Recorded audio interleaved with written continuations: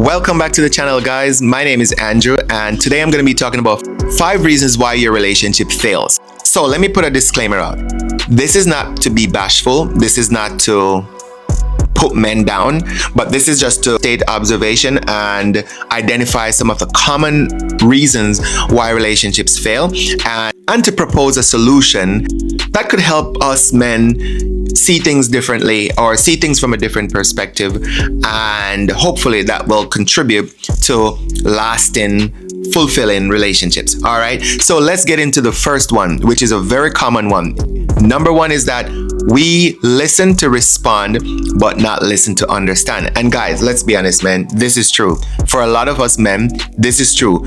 We are solution driven and solution oriented, right? So a lot of times we are listening what our women are saying just to quickly respond and propose a solution. But a lot of times they don't even want a solution. They just want to be heard and understood. They want to feel confident and reassured that their thoughts, their words, their opinions matter, and that we value them and their opinions and their thoughts, right? And so instead of listening with the quickness to suggest a solution or to just give your opinion, let's try and shift it a little bit by listening and making sure that we understand, right? So it goes something like this. She says XYZ, and you respond by saying, okay, to be clear, I heard you say XYZ. I just want to make sure that I'm hearing you correctly so that I can fully understand you. She responded and said, yes, that is exactly what I said, and that's what I meant. Okay, now that's good communication, right? She said something, you essentially paraphrased or just repeat it, and there is mutual understanding between both of you. So now you understand what she's saying, you understand where she's coming from, and that should theoretically help you to move according to how she would want you to move, right? You can now make a decision based upon understanding, but not based upon your opinions, right? So let's start listening attentively, guys. Let's start listening to understand and not just to respond. All right, moving on to number 2. We wait until things are broken before we fix them. And this is another common issue, right? A lot of times there will be conversation, calm, respectful, repeating conversations. Hey, I don't like when you do this. Hey, you're not doing this. When you do this thing, it hurt, etc., etc., etc. And we blow them off. It's like, it's not that big of a deal. Okay, I hear what you're saying. I'm sorry, but it's really not that big of a deal. Just kind of undermining what they're saying. Think about it like this. We take our cars to the mechanic. If you're doing it the right way, you take your cars to the mechanic ever so often to get the oil change, the basic maintenance, right? You don't wait until the car is broke to do it. You don't wait until the check engine light or the change oil or change filter light comes on before you do these things, right? Because if you're waiting until that point, then you're running the risk of damaging the vehicle, and then the repair is going to cost you way more than it would if you took it in for its regular maintenance. It's the same thing with your marriage. It's the same thing with your relationship, right? You don't wait until things are broken to fix them. You think ahead, right? First, you want to maintain. You want to keep that nice, happy balance, right? Maintain things, maintain the peace, maintain the love, maintain the affection, maintain the positivity between both of you, right? So that it doesn't have to be broken now in order for you to fix it. And whenever something is suggested, listen, understand, and take the appropriate action, right? Don't blow things off, don't underplay things, don't downplay things, and then when it gets out of control, then you respond. Because what happens usually when you downplay what your spouse says to you, and you take away from it the importance that she meant it to be, and it happens over and over and over and over again, what usually end up happening, she's building resentment, Gradually, she built so much resentment to the point where there's an explosion, there's a blow up. And because she addressed this matter for so long, for so many times, nothing changed, and now there's a blow up. And oftentimes when you get to that point of an explosion, sometimes it's hard to fix that situation. Sometimes it's hard to go back. So let's stay focused, guys, and do the right thing. It's like a child. If you keep talking to your child, a grown child, I'm not talking like a toddler, but like a teenager, right? If you keep talking to them about the same thing over and over and over again, and they're not doing anything to improve, they're not doing anything to change, right? Eventually you're going to get frustrated and you probably blow up on them. It's the same thing with relationships. So guys, let's do better. Now, moving on to number 3. This is another common one, guys. We show up financially, physically, logistically, but we don't show up emotionally. Okay? There are so many guys who they do what they're supposed to do as a man, as a provider, as a protector, right? They are providing. Yes, they pay the bills, they buy the food, all that stuff, right? Yes, that's great. But emotionally, they are unavailable. Now, we have to understand that women are emotional beings, right? They are so much more emotional than we are. And what they crave the most is that emotional attention. Of course, women love money. Of course, they love the materialistic possession. Of course, they love the security of knowing that their bills are paid and they can go on trips and so on and so forth. Of course, they love all of those things. But what they love and want the most is that emotional connection. There are so many women who are well off financially, but they're cheating because they lack that emotional connection with their spouse. So they go find it somewhere else. And there are those who maybe they didn't cheat, but they leave to go find someone who provides that emotional connection. And I get it. You know, women sometimes can be complicated and hard to please, because if you are there emotionally, but you're not there financially, you also have a problem.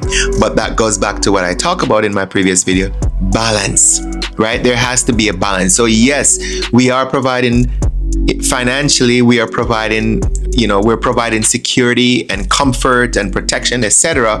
But we also have to show up emotionally, right? And I can't tell you exactly how to do that because every woman is different, right? Emotional connection for every woman is going to look a little bit different, right? So the key thing is to learn your woman, understand your partner, understand her needs, her desires, her likes, her wants, etc. Understand her, and then you can properly show up for her emotionally in the way in which she can appreciate. Reason number 4, guys, this one is very interesting, right?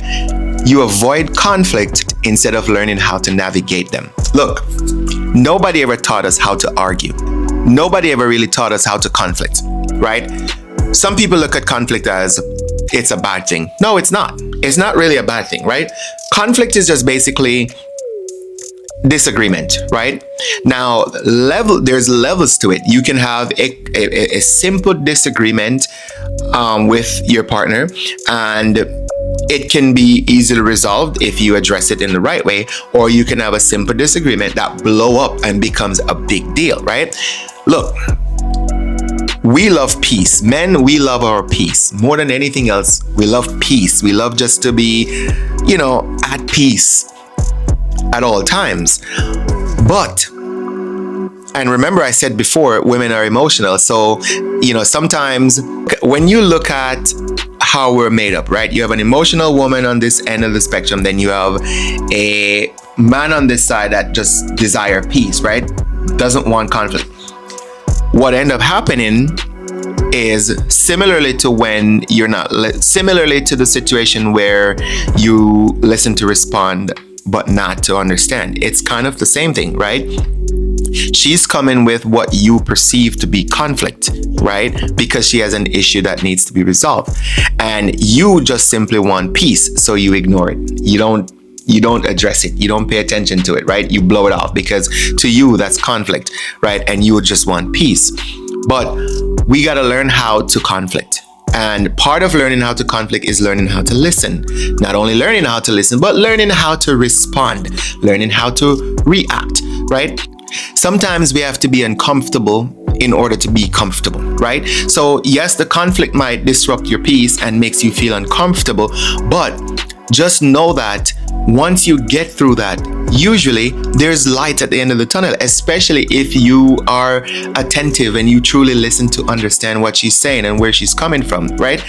And navigate that. We got to learn how to be in our feelings, but still function, still show up, still be present, right?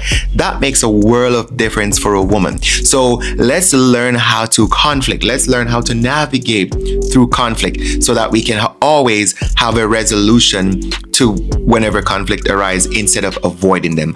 Avoidance leads to erosion of trust. It leads to erosion of your love and also erosion of that peace that you want to protect so much. All right. So now let's jump right into the last one, number 5.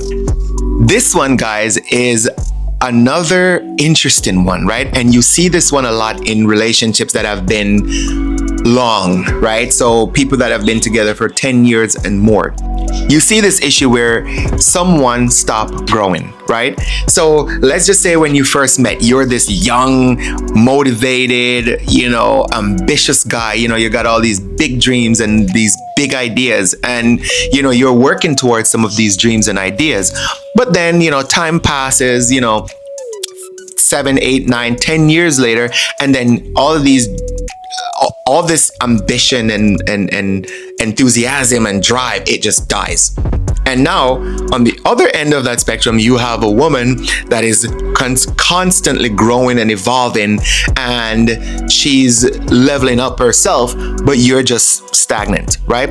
That, my friend, kills a lot of relationship, because then you start to outgrow each other. She starts to outgrow you because it feels as though you're stuck in a place and point in your life that she doesn't identify with, right? And so what she can do, and what oftentimes happens, she'll try to drag you up. She'll try to pull you up. Now, if you happen to be someone that is impressionable, someone that that listens and take the appropriate action, then okay, cool.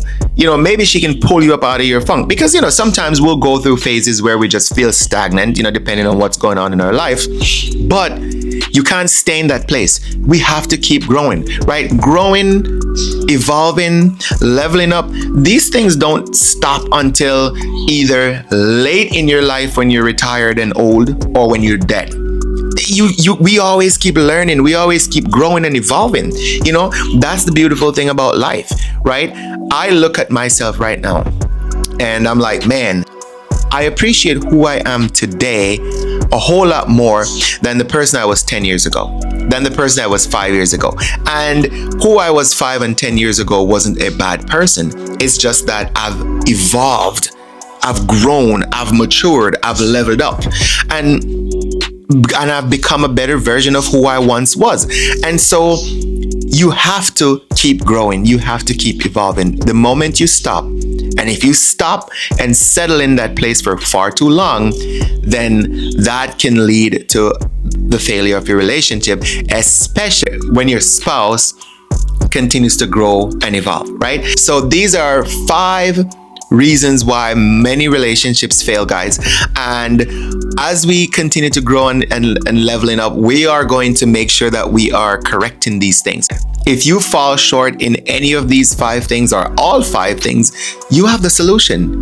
You have the answer, right? Let's basically do the opposite of what we're doing so that we can maintain the positive energy, the positive vibes, the love, the affection, the friendship in our relationship. Because look, guys, let's be honest, man. Let's be honest. It's so much better when you do things together. It is so much better when you have a partner that you're building with, and this is your life partner. You're doing things together. You're doing things together than doing it by yourself. So much better. You achieve your goals faster, if you have the right partner. That's key. You have to have the right partner. Both of you have to be on the same path. And you achieve things so much faster than if you're doing it by yourself, right? No one is an island. We all rely on others for one thing or the other. So, as we take on this new year and beyond, let's make these adjustments and changes in our lives so that we can avoid these 5 things and other things that could potentially derail our relationship. All right, guys, that's going to be it for today. I hope once again that I get you to think a little bit. I hope that you got some value from this video. And if you do, please give it a like. Please share it with someone you think that could benefit from it. If you're not yet a subscriber, please go ahead and hit that subscribe button. And if you are a subscriber, thank you for your subscription. I do appreciate you. Let us continue to grow, evolve, and transform into the best version of ourselves. Peace.